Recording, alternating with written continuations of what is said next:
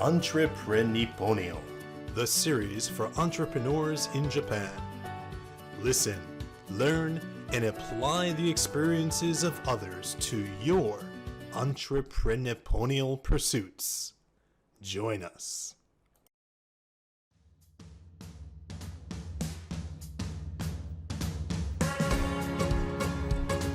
So welcome to our second episode of Entrepreniponial Entrepreneurs in Japan. And today I'm very happy to welcome our guest, who is Imanishi Yuka, who is the CEO of Curio Japan. She was a former marketing executive at Sony Music, where she had worked with the likes of Mariah Carey, Jenny on the Block, J-Lo, Jennifer Lopez, and then she moved on to market some French cosmetics. Worked for a stint in a Korean conglomerate called Lotte, doing e-commerce. And then she finally triumphed at a Japanese company, Triumph, in Japanese, Turimpu, right? And then she started to venture out on her own. So I'm very happy to welcome Imanishi Yuka to be our main guest for today.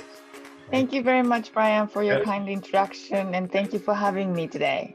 Thank you very much. And Imanishi-san, my very first question to you is this. Why are you entrepreniponial? Why are you an entrepreneur in Japan?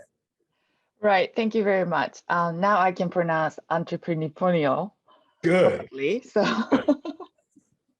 right. Well, as Brian said in the introduction, I had worked for several companies as a company employee. So it had been like 20 years of work at companies. And then in 2014, I created my own company called Curio Japan. But at that time, I was working for Triumph. So I did like both works in parallel when I was working for Triumph. And then in 2016, I decided to leave and focus on my business. So since then, I think I have been entrepreneur in Japan.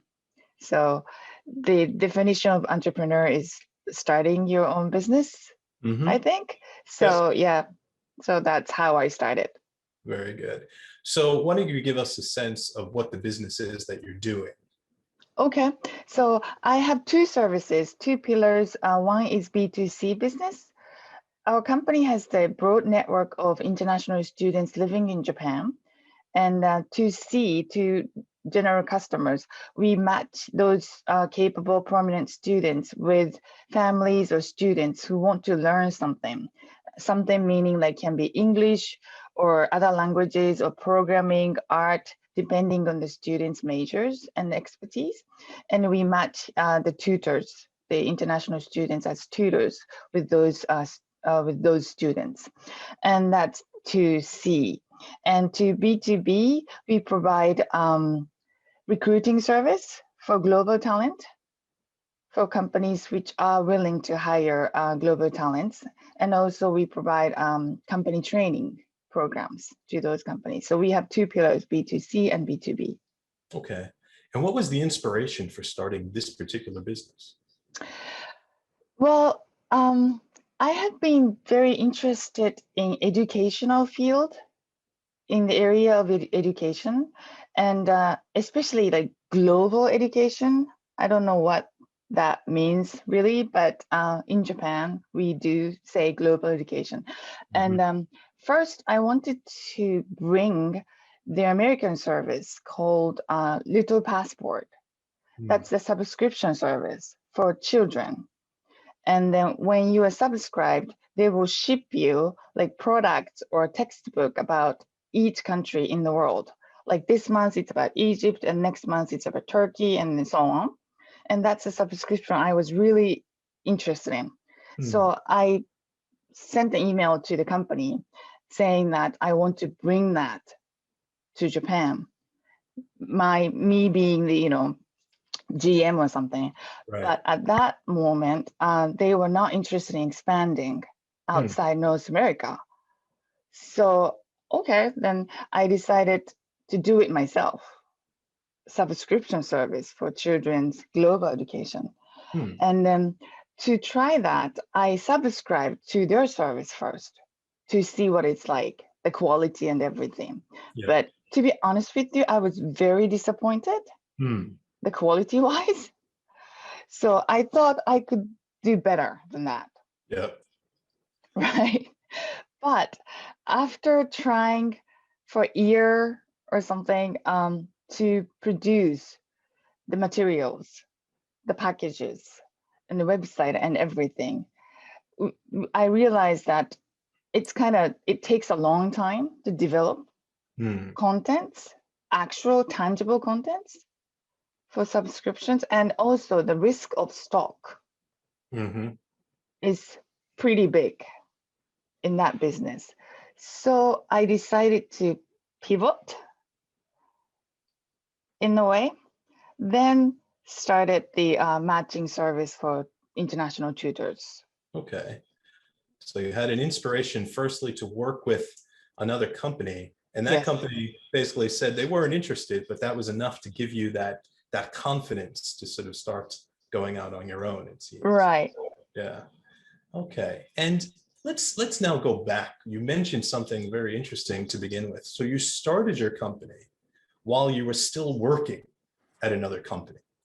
How did that work out? And in Japan, normally companies have rules or they've got these policies that say that having another company or working someplace else at the time that you're working at their company is against their rules.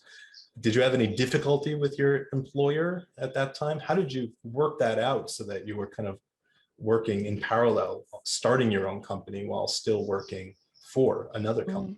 Right. Well, actually, it was a total secret. I Oh, never told anyone at the company, but now I think I can. It's a long time ago. So right. I secretly established my own company, and I of course checked bylaws Mm-hmm. of the company, and that stated that the company prohibits employees to have their own businesses. Mm. They can work as a contractor, but not as a business owner. That's the bylaw said. Mm-hmm. But I kind of ignored Ignored it. Sure. Yeah. because I checked a little bit deeper and Mm-hmm. I realized that constitution Yep. outweighs bylaws, Mm. right? So if the company sues me, Yep. I can refer to constitutional rights. Mm. So I knew that the company would never sue me for something like this. Right. Yeah. I was like, all right. When I first came to Japan and I heard of these kind of rules that companies had too, I also felt it was quite strange from my American HR standpoint. In America, we could say that if there's a clear conflict of interest with your work in one company, maybe the company could broach the topic with you and ask you to choose. But for one company or one employer to limit your earnings and to create a rule like that, yeah, is something that I thought was kind of not within the very democratic, economic system in which we work. But you started your own company while you're Mhm. still working at your previous employer. Let me ask you this question. So as you're getting ready to sort of move to becoming entrepreneur, you probably have a lot of concerns. You have some, worries. When you look back now, what were some of the concerns or worries that you had at that initial stage that were warranted? And which of those concerns or worries did you have that maybe you look back now and say it really wasn't necessary to be so concerned? Hmm. Well, the biggest concern, to be honest, it was the financial concern Yeah, because I had worked for several companies and I had constant like income in yeah. the last, in for the 20 years. So that was the biggest concern I had. Mm-hmm. But I have my husband. Yeah, He is working and he's earning money. sure. So we have like two financial pillars. Mm-hmm. But I was never independent on him financially. Yep. We had separate accounts. So and Mm-hmm. then I consulted him actually about the financial concern I had when I was starting my own business. And what he said was, if it's only financial issue, you should definitely do it. Right. Because I am working. Yep. And it may take a few years for you to be, independent and make money. But if that's what you want to do, why wait? Go for it. Just for the financial issue, that's stupid. Right. So that was the final push to move forward. Sure. Good. Right. So maybe it wasn't something that I had to worry about too much. Yeah. But then when you look back, what did you do in the early stages then to overcome that financial concern? How did you start up the business in that? Right. Well, when I was developing my services, of course, there was no revenue. So I had to work few other jobs as a contractor. Like it could be like translation, it could be like marketing, consulting, things like that. But something that I could do on my time schedule, on my schedule, so that I don't have to go to work every day. So that kind of flexible works I had. Sure. To have to have income. And tell us also about the money that you were able to receive from the city of Tokyo. Right. Actually, the reason why I started my company when I was working for Triumph was because I wanted to apply for this Hojoki subsidiary by the Tokyo governmental office. A subsidy, and they subsidy from subsidy is it? So Tokyo provides subsidies for the startups or like entrepreneurs. It's called Tokyo Sogyo Hojokin. Sogyo Hojokin. Sogyo Hojokin, yes. So and then I think most of the local governments besides Tokyo had similar system to fund local entrepreneurs. And because I live in Tokyo and my office is in Tokyo, I applied for the Tokyo version. And they give you 3 million yen.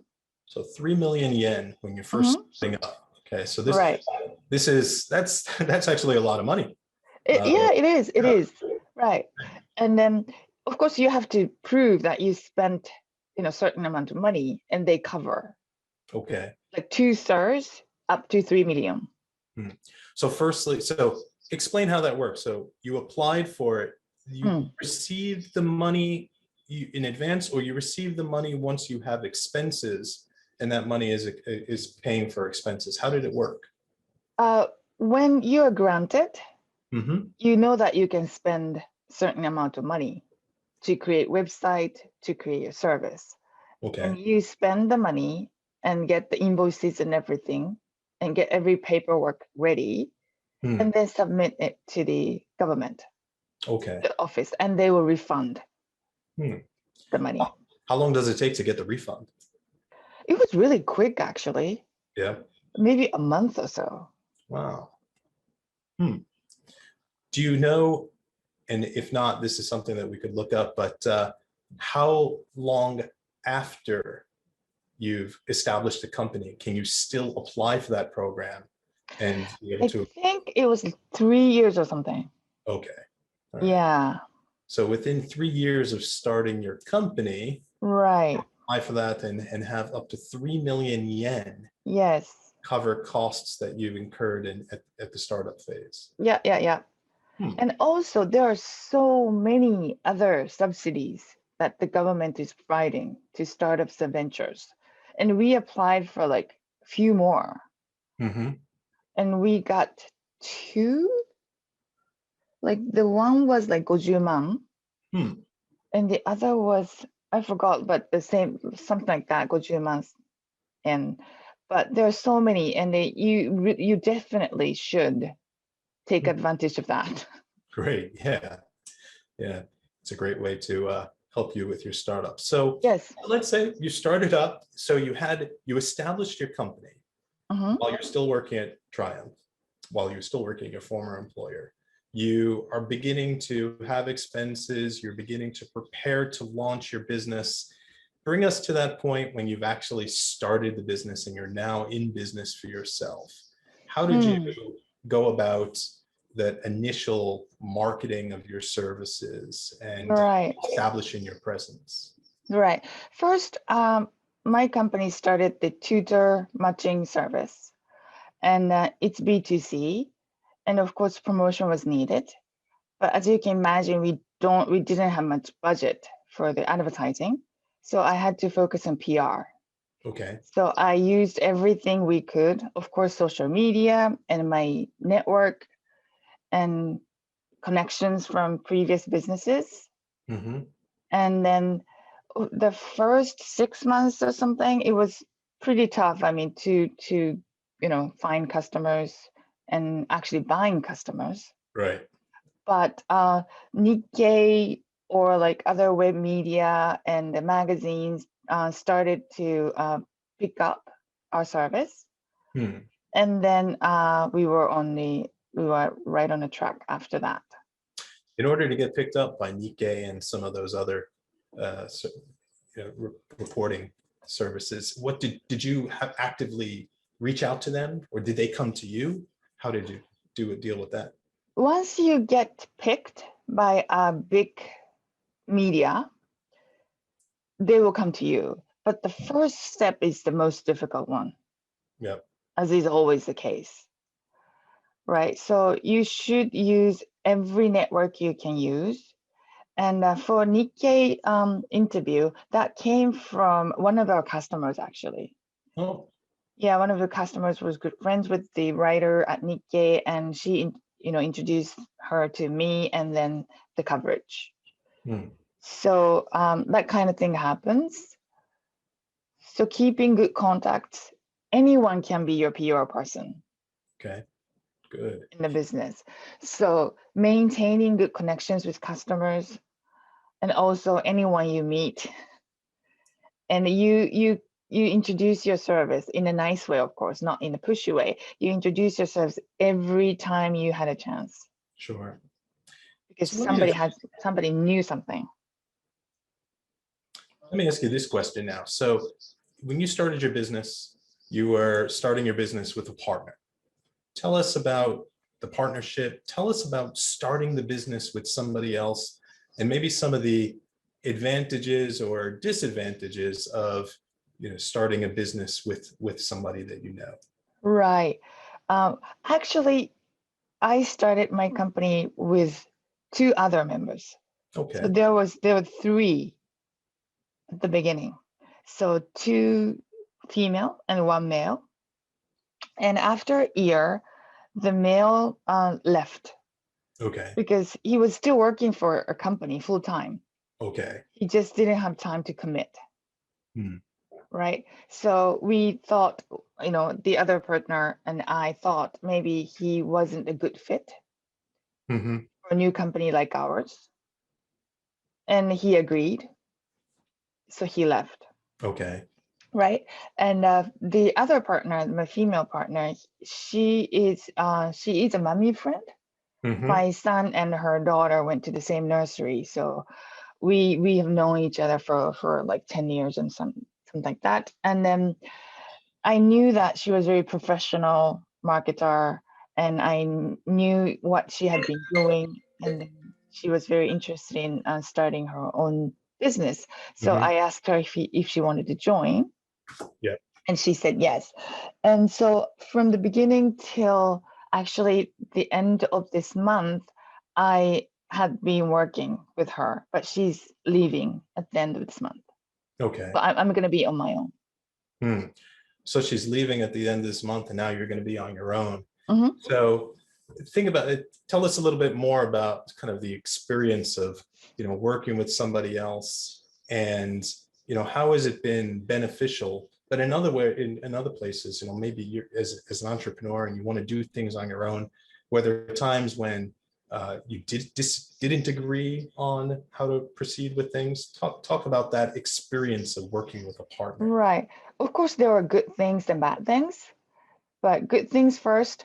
I knew that I had someone to rely on, whatever happens, and I can, ask for advice. or any comments, Yeah. and I can brainstorm. So to have somebody, that's the biggest advantage, I think, because entrepreneur or like the founder can be a lonely Right. Yeah. figure. So to have somebody to talk to is a good way, Hmm. good. But at the same time, the speed of work or how we want to proceed, where we are heading to, Yeah. we sometimes, of course, disagree. And I'm always on the go, like very speedy, but she isn't that kind of type. Hmm. So I sometimes felt that she was kind of pulling me back in a Mm. way, Okay. right? Because I have to consult her anyway Yeah. before starting something because she's a co-founder. Mm. So that kind of process was kind of, yeah, pulling me back. So Hmm. that's the feeling I had sometimes. Yep. And then so those were the good thing and then bad Yeah. things. But at this point, you've kind of decided sort of how to proceed, and you're going to remain as the CEO of the company, and your partner will now pursue some other things on her own. Yes. Okay, very good. So let me now shift something that's interesting about your particular service, Mhm. which I think people would be interested in learning a little bit more about, is as you're doing B2C and B2B services, your services rely upon the professionalism and the dependability of others, particularly international students that are in Japan. So, when, for example, in my business, I mean, I do work with partners, but primarily I am the person that sells the services. I also provide the services. And so I'm able to maintain quality to the extent that I'm able to sort of do work myself. And of course, work with trusting partners. But in your business, it's all about relying upon international students that are here. So what have you done over the years to develop the relationship with these students and to manage the quality that is necessary for you to sort of maintain a good reputation? Right. Thank you very much. First of all, I love connecting people. I love connecting people with business or business with business. So also, when I think about scaling, if I do everything myself, I cannot scale my business. Right.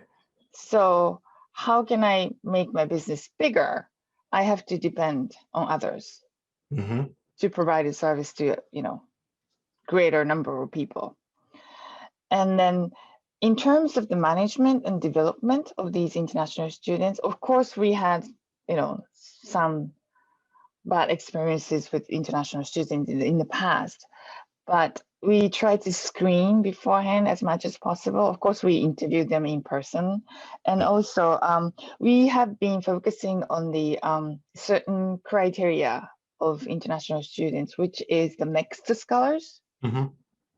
And 80 to 90% of our students, we have about 600 international students in the database now, but 80 to 90% of them are mixed scholars. What is a The mixed scholar? Explain that. Japanese government, Monbu Kagakusho, mixed Mhm. is funding them to come to Japan and study here.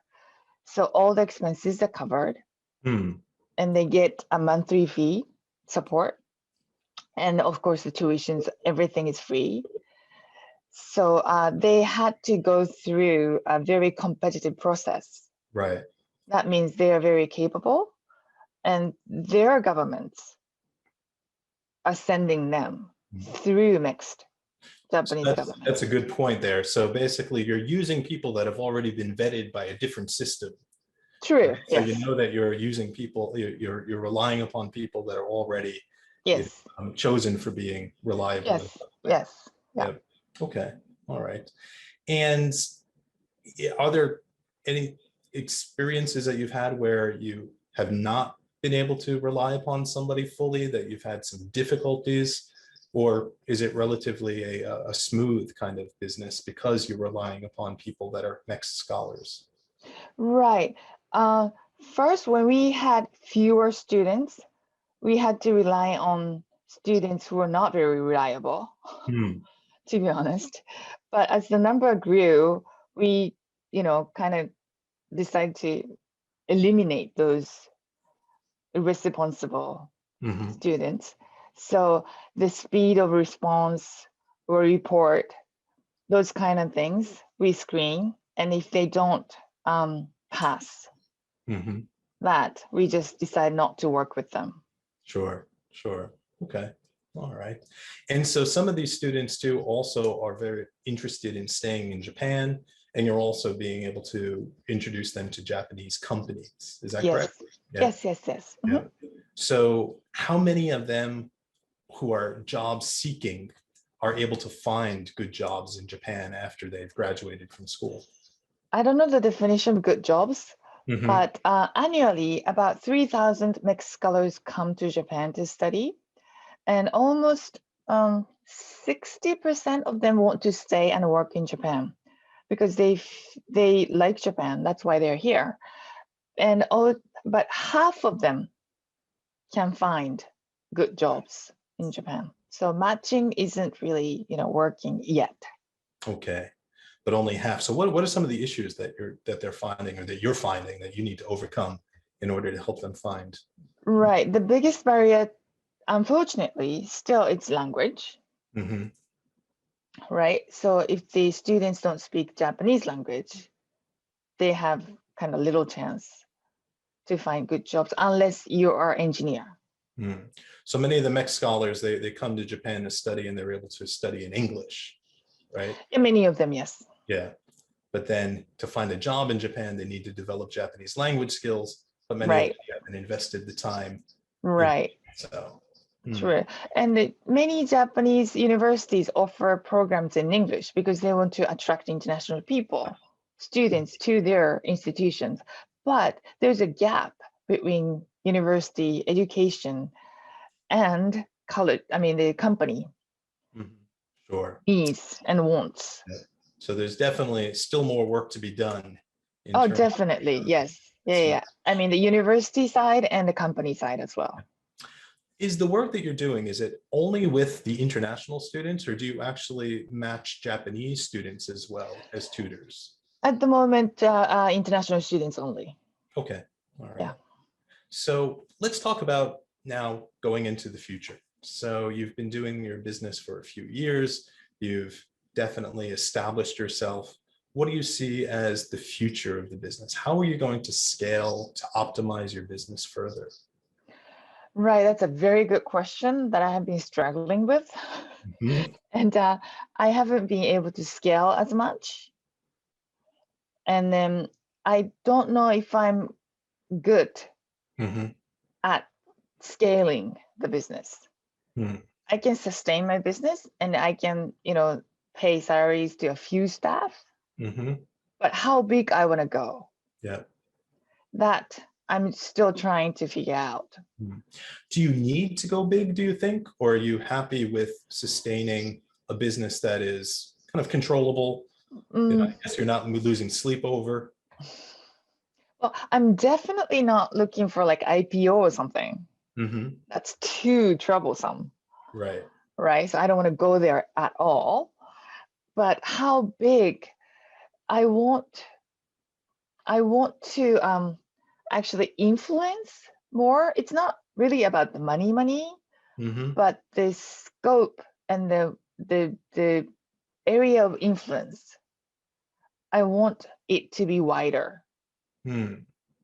to globalize Japan, Yeah. right? Tell me a little bit more about that. How do you see, or what do you envision as that scope of influence that you want to expand? Right. I believe that Japanese society is very much behind in terms of globalization. Like I said, many companies are looking for Japanese speaking global talents, which are quite rare. And if they want Japanese speaking staff, why don't they hire Japanese then? Hmm. Right? But the population is decreasing and then they need more talent from abroad, but they don't really, care, or they try not to look at the reality. Hmm. So that kind of mindset, I want to change for the better. In order to do that too, are there any other programs that you're working on, especially if you talk about influence?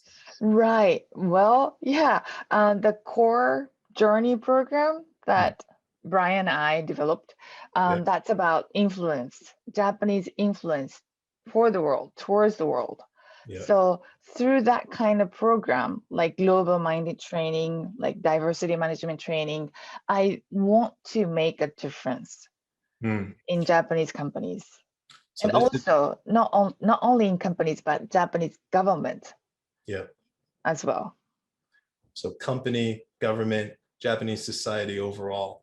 And Right. yes, so you've just mentioned our core journey program, which is a program that you and I have been working on over the past few months to develop to help Japanese companies particularly, but also now we're talking to potentially to government people as well, to understand how to influence the world positively from Japan, talking about how to, what is influence? What does a company do to influence?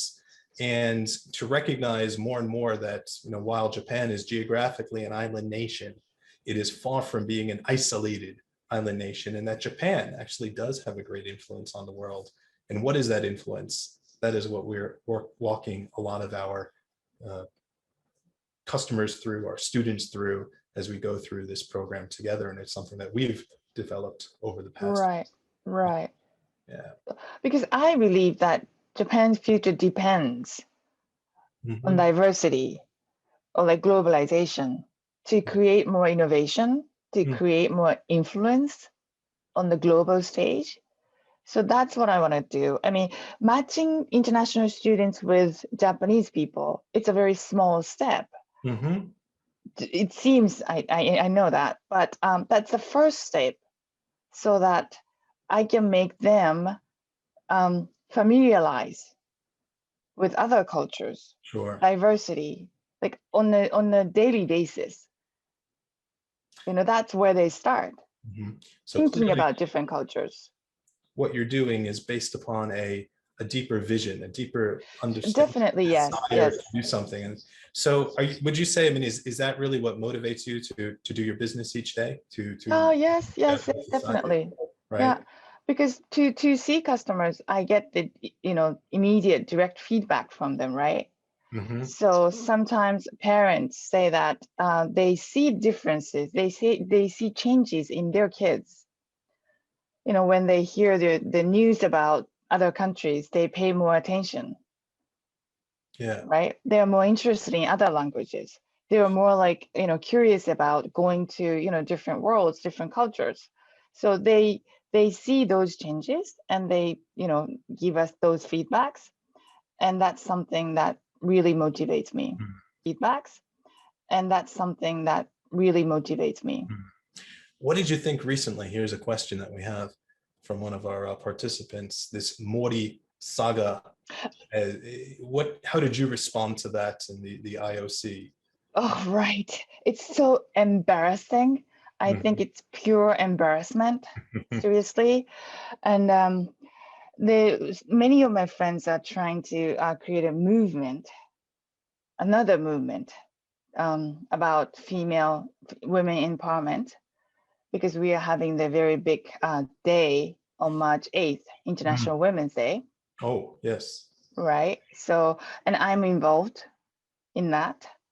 Okay. And as it mentioned, uh, I think female empowerment is a great and a big part of globalization in Japan. We are so behind. Yeah. So I still remember the exact moment when I Figures out. came up with this idea. It was when I was walking from Shinbashi Station to my office Triumph. And this idea just came to me, oh, why don't I start the matching service? But there's a background actually. My house, my family had been accepting homestay and as a volunteer, and we had been doing that for a few years. And when I talked about my experiences with those students as homestay to my mommy friends, they always wanted to do the same. because they thought that would be very good for their kids to be exposed to different cultures, different languages, right? But they said that they don't have a room to spare for students to stay, or they had to cook meals for them. So they were mostly working mothers, so they didn't have time and they didn't have space physically. So that's the background. And then I connected those matching service with those families which are willing to do the homestay but don't have space or don't have much time.